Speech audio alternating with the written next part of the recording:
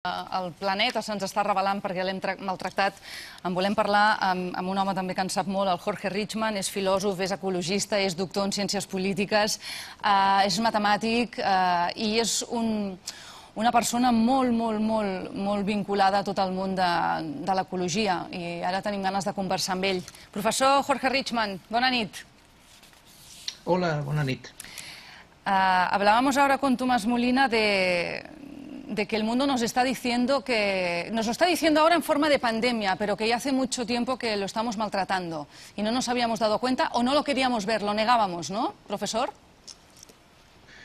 Pues yo creo que tenemos un problema serio de negacionismo como sociedad, no solo en el sentido pues más restringido en que hablamos de negacionismo climático, ¿no? Que es un fenómeno pues delimitado, bastante bien estudiado, cuyas raíces conocemos bien, sabemos quiénes son pues las grandes empresas financiadoras, por ejemplo, ¿no? de esas tesis negacionistas, sino en un sentido más amplio nos negamos a tomar nota y hacernos cargo de los límites, lo que son los límites biofísicos del planeta Tierra y del choque muy violento, ¿no? que están produciendo las sociedades industriales contra esos límites.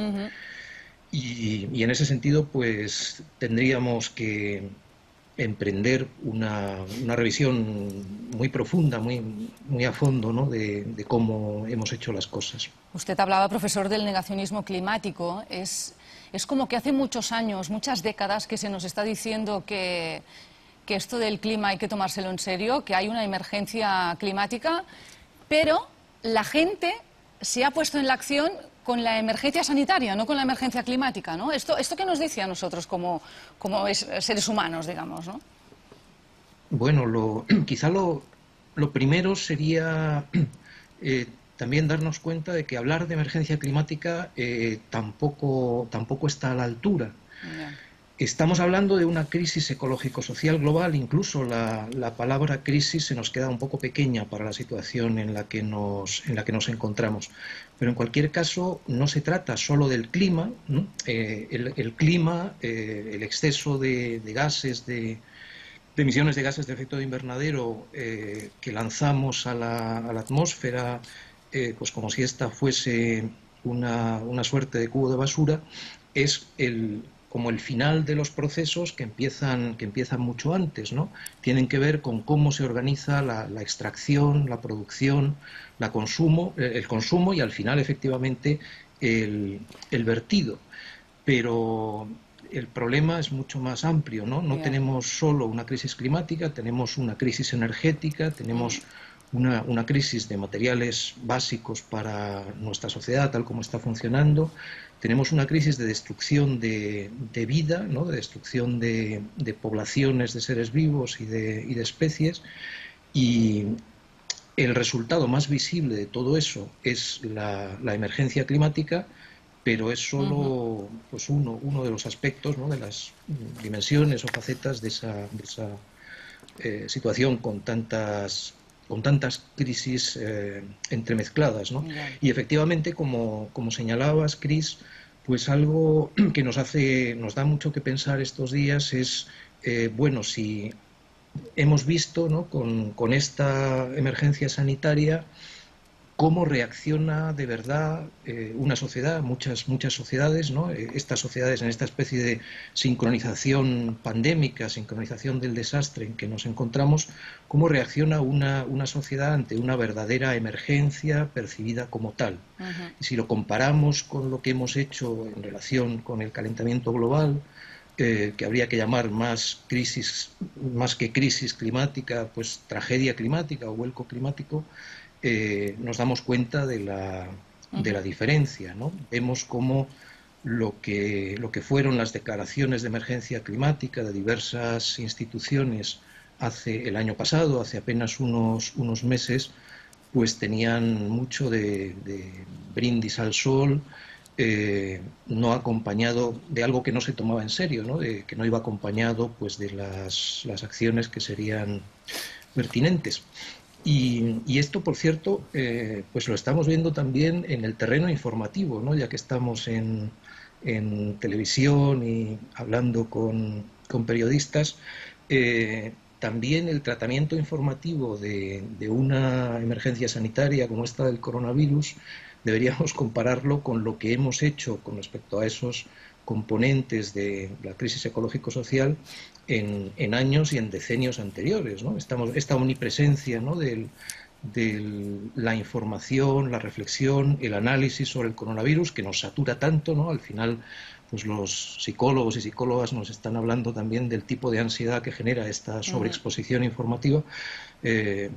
Está dando lugar, ¿no?, es como si estuviéramos haciendo pues mucha gente, muchos millones de personas a la vez, pues un curso acelerado, ¿no?, de epidemiología, de virología y de varias disciplinas conexas, ¿no? Algo así hubiera hecho falta, algo así seguimos necesitando en términos de pedagogía ecosocial, ¿no?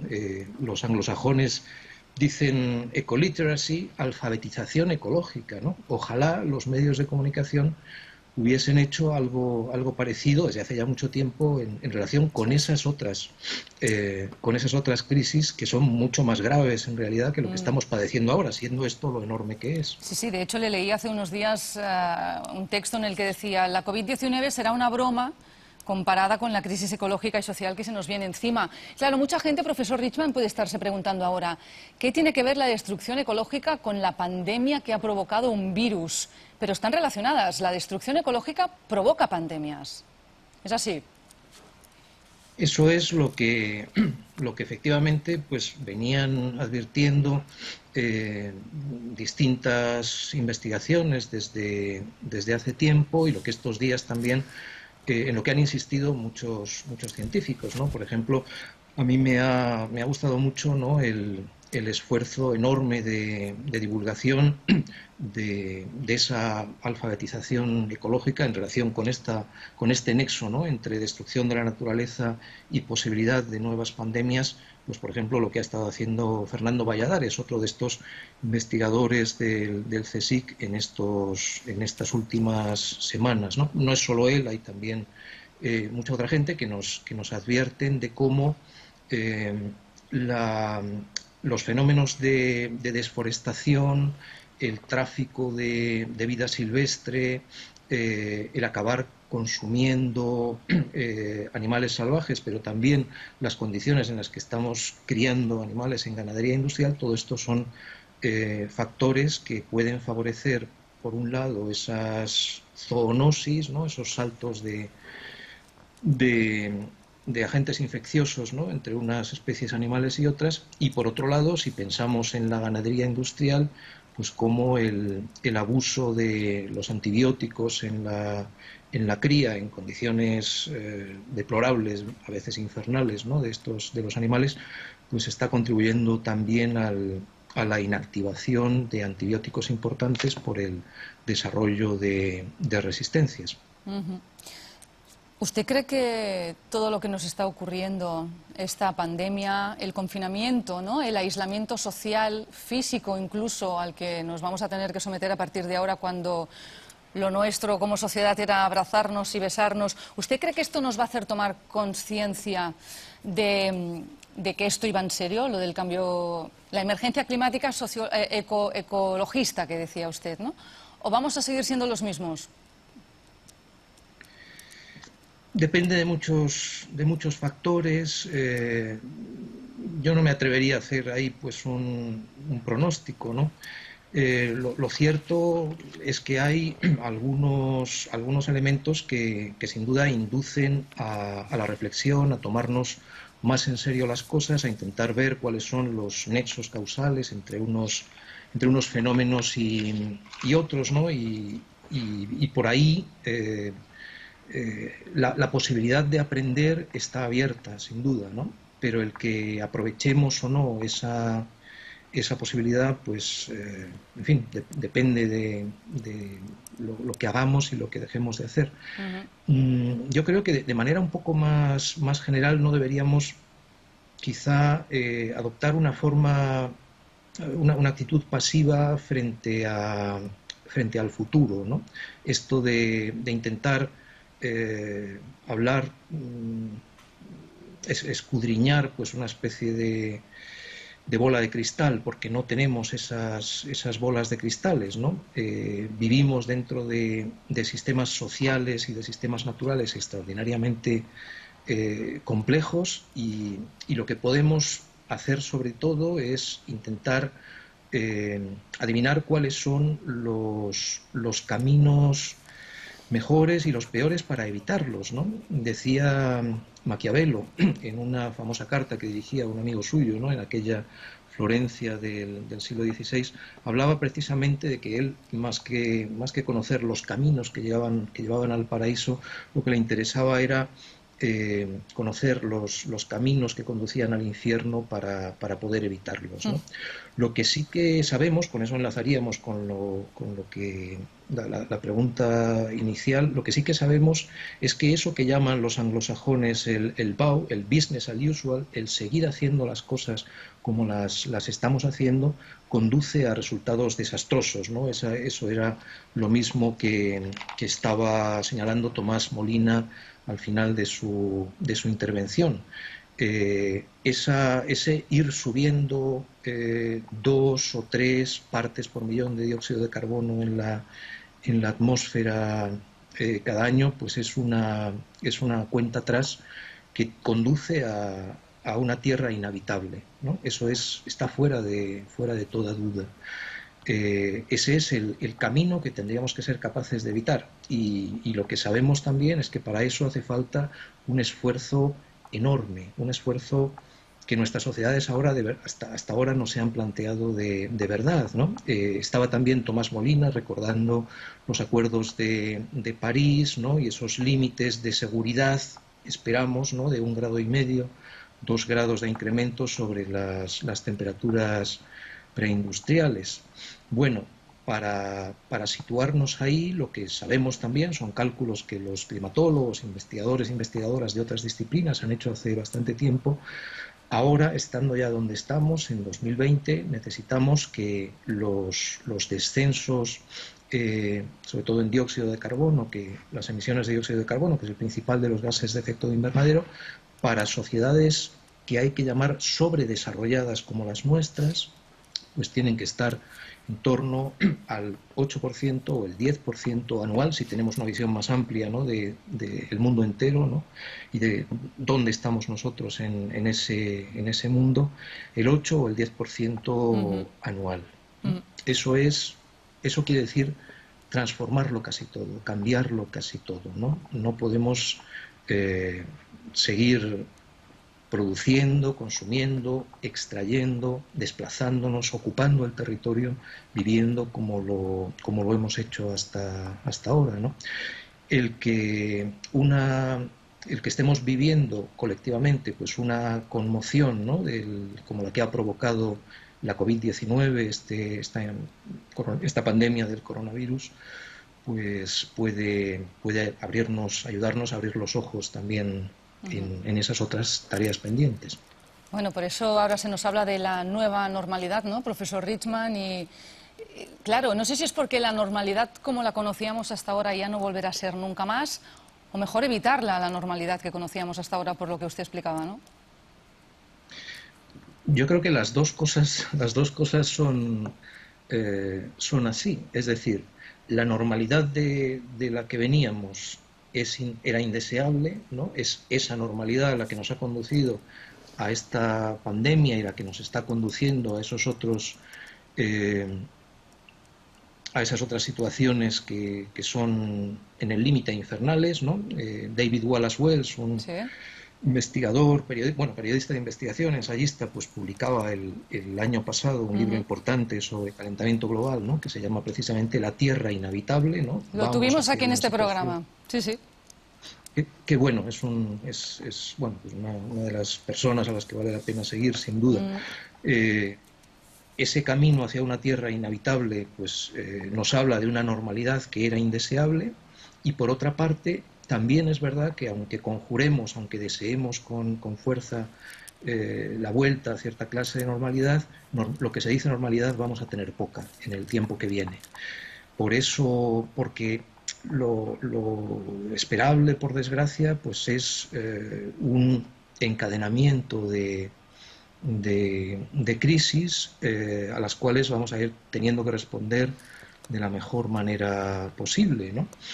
Si puedo, estos días, por ejemplo, pues publicaba también un artículo importante como los que suele escribir Antonio Turiel, que es también un científico del CSIC que tienen ustedes por acá en Barcelona, o sea que sería un buen invitado para traerlo más de una vez al programa. Tomamos Turiel nota. es uno de los expertos grandes en energía en nuestro país, y estos días llamaba la atención sobre cómo la caída en la demanda de petróleo que se ha producido en estos meses últimos, ¿no?, que tiene que ver con distintos factores, pero bueno, lo principal pues ha sido sin duda el parón económico que han sufrido casi todos los países del mundo en estas circunstancias pandémicas, y que ha llegado al 30%, estamos más o menos en una caída del 30% de la demanda.